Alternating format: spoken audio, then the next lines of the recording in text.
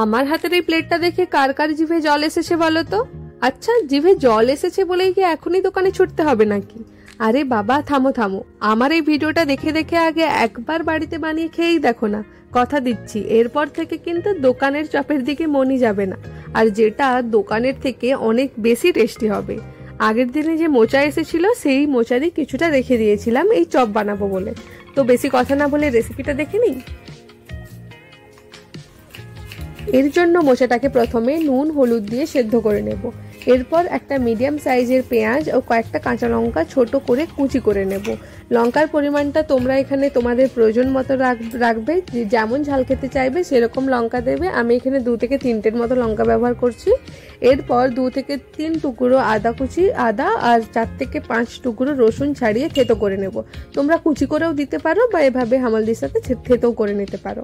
এরপর মানে এরকম এই চপের মতো রেসিপিগুলোতে দেখবে আদা রসুনের পেস্টের থেকেই থেতো করে দিলেই মানে বেশি ভালো লাগে খেতে। তো এভাবে থেতো করেই দেবে। এরপর একটা বাটিতে 1/2 চামচ হলুদ গুঁড়ো, 1/2 চামচ লঙ্কা গুঁড়ো, 1/2 চামচ জিরে গুঁড়ো, 1/2 চামচ ধনে গুঁড়ো আর অল্প জল দিয়ে গুলে রাখবো। এখানে দেখতেই পাচ্ছ এতক্ষণে মোচাটাও ভালোভাবে সেদ্ধ হয়ে গেছে। এবার আরও একটা ভাজা মশলা বানাবো। তার জন্য একটা প্লেটে 1/2 চামচ গোটা জিরে, 1/2 চামচ গোটা ধনে, 2টো শুকনো লঙ্কা, 2টো এলাচ, কয়েক টুকরো দারুচিনি ও 2 থেকে 3টের মতো লবঙ্গ নিয়ে এগুলোকে ভালোভাবে শুকনো কড়ায় লো ফ্লেমে ভেজে নিতে হবে। হাই ফ্লেমে একদমই ভাজবে না, লো ফ্লেমেই ভাজবে। তো আমি এদিকে ভাজার সময় না মানে গোলমরিচ দিতে ভুলে গেছি, তাই পরে আমি 9 থেকে 10টার মতো গোলমরিচ দিয়ে দিলাম। তো এটা তোমরা আগেই দিয়ে দেবে। এরপর এদিকে 2টো মিডিয়াম সাইজের আলু আমি সেদ্ধ করে নিয়েছিলাম, সেটাই হাত দিয়ে বা স্ম্যাশার দিয়ে স্ম্যাশ করে নেব। আলুর কিন্তু ছালটা এখানে পুরোটা ছাড়িয়ে ফেলবেন না, কিছুটা ছাল আলুর সাথে রেখে দেবে, এতে চপের টেস্টটা দোকানের মতোই লাগবে। তো এটা কিন্তু মাস্ট। তো এরপর সব প্রিপারেশনগুলো কমপ্লিট করে কড়াতে 5 থেকে 6 চামচের মতো সরষের তেল দিয়ে দেব। তেল অল্প গরম হলে জিরে ফোড়ন দেব। তোমরা চাইলে এখানে হিং ফোড়নও দিতে পারো। জিরের কালারটা কিছুটা চেঞ্জ হয়ে এলে থেতো করা আদা রসুনটা দিয়ে দিতে হবে। রসুন থেকে সুন্দর সেন্টটা বেরোলে তারপর কুচিয়ে রাখা পেঁয়াজটা দিয়ে দেব। পেঁয়াজের কালারটা চেঞ্জ হয়ে এলে তারপর কেটে রাখা কাঁচা লঙ্কা দিয়ে 1 থেকে 2 মিনিটের জন্য নেড়ে যে গুঁড়ো মশলাটা গুলিয়ে রেখেছিলাম সেটা দিয়ে দেব। এবার মশলা থেকে যতক্ষণ না পর্যন্ত তেল ছাড়ছে ততক্ষণ ভালো করে কষিয়ে নিতে হবে। কষানো হয়ে গেলে তারপর দেখবে যখন তেল ছেড়ে দিয়েছে যে মোচাটা সিদ্ধ করে রেখেছিলাম সেটা দিয়ে দেবো। মোচার সাথে মশলাটা যাতে ভালোভাবে মিশে যায় তার জন্য একটু টাইম নিয়ে কষিয়ে নেব।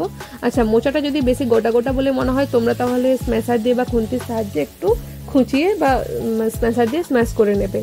এবার সেদ্ধ করা আলুটা দিয়ে দিতে হবে। আলুটা দেখো তোমরা আগেও আমার মতো স্ম্যাশ করে রেখে তারপরে দিতে পারো, বা এই স্টেপে আলুটাকে ক্রাশ করে হাতের সাহায্যে দিয়ে দিতে পারো। তো তোমাদের যেটা সুবিধা বলে মনে হবে সেটাই করবে। আচ্ছা, আলুর সাথে মোচাটা ভালোভাবে মিশে গেলে তারপর পরিমাণ মতো নুন, ভেজে রাখা ভাজা মশলা আর যদি তোমাদের কাছে কসুরি মেথি থেকে থাকে তো অল্প কসুরি মেথি দিয়ে ভালোভাবে সবকিছু মিক্স করে নেব। যখন দেখবে পুরো এই আলু আর মোচার পুরটা কড়া ছেড়ে দিয়েছে, একসঙ্গে ভালোভাবে ডোয়ের মতো শেপ নিয়ে নিচ্ছে, তখনই বুঝবে এই পুরটা একদমই রেডি। তো এবার এটা নামিয়ে ঠান্ডা করে নেব। আর এই বেসনের পুরটা কিন্তু তোমরা কোনো এয়ারটাইট কন্টেনারে বেশ কিছুদিন পর্যন্ত স্টোর করে রাখতে পারো। তার জন্যই অবশ্যই পুরটা ভালোভাবে ঠান্ডা করে নেবে, তারপরে ফ্রিজে রাখবে। আচ্ছা, এবার চপের জন্য বেসনের গোলা বানাবো, তাই একটা পাত্রে আমি প্রথমে 5 থেকে 6 চামচের মতো বেসন নিয়েছি। এতে অল্প নুন, হলুদ, লঙ্কা গুঁড়ো দিয়ে শুকনো মশলাগুলো প্রথমে মাখিয়ে অল্প অল্প করে জল দিয়ে হাতের সাহায্যে বা কোনো চামচ বা কোনো হুইস্ক দিয়ে গুলিয়ে নেব। প্রথমে কিন্তু একদমই সব জল ঢেলে দেবে না, যেহেতু একটু গাঢ় ব্যাটার বানাবো তাই অল্প অল্প করেই দেবে।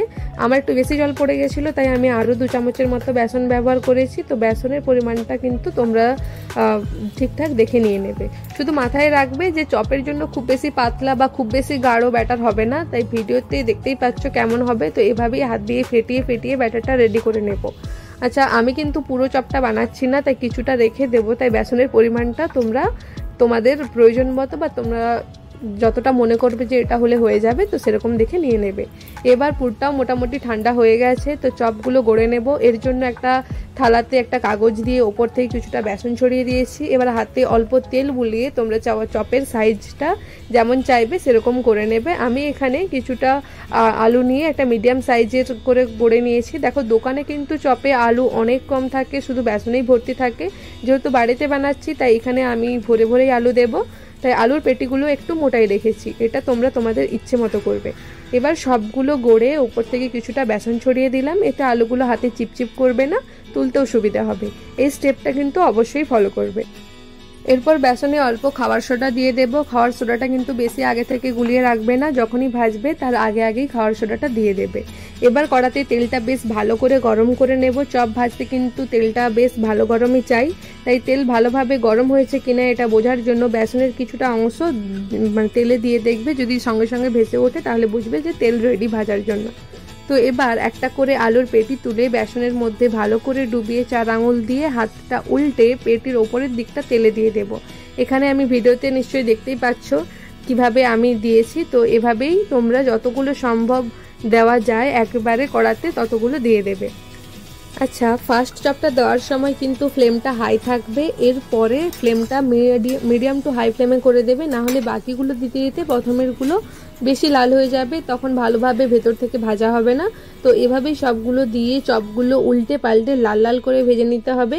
এখানে দেখতেই পাচ্ছ আমি বেশ লাল লাল করেই চপগুলো ভেজেছি। তোমরা যদি এর থেকে আরও একটু বেশি লাল চাও তো আরও একটুক্ষণ রাখতে পারো। প্রথম ব্যাচের চপগুলো কিন্তু ভাজা হয়ে গেছে, এবার আমি দ্বিতীয় ব্যাচের চপগুলো ভেজে নেব। তো এই চপগুলো ভাজার সঙ্গে সঙ্গে আমি কয়েকটা কাঁচা লঙ্কাও বেসনে দিয়ে ভেজে নিয়েছি। এটা কিন্তু বেশ লাগে চপের সাথে খেতে, এটা তোমরা ট্রাই করে দেখতে পারো। যারা যারা ঝাল খেতে পারো বেসিক্যালি তাদের কিন্তু বেশ ভালোই লাগবে। আমি এখানে 2টো আলু আর হাফ মোচা নিয়েছিলাম, আর এই 2টো আলু আর হাফ মোচা দিয়ে প্রায় 10 থেকে 12টার মতো আমি চপ বানিয়ে নিয়েছি। তোমরা যদি চপের পরিমাণটা বাড়াতে চাও তাহলে আলু বা মোচার পরিমাণটা কিন্তু বাড়িয়ে নিতে পারো। আমি সব চপগুলোকে বেশ লাল লাল করেই ভেজে নিয়েছি। আর একটা তোমাদের ভেঙে দেখাচ্ছি ভেতরটা কতটা পুরে ভরা। দোকানের চপগুলোতে তো বেশি বেসনই থাকে, আলু তো খুবই কম থাকে। তো এটাই হলো বাড়িতে বানানোর সুবিধে, নিজেদের প্রয়োজন মতো বানানো যায়।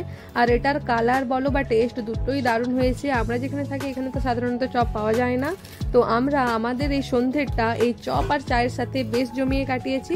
তোমরাও এভাবে একবার বানিয়ে দেখো, একদমই নিরাশ হবে না। আর আমার এই ভিডিওগুলো কেমন লাগে সেটা জানিও।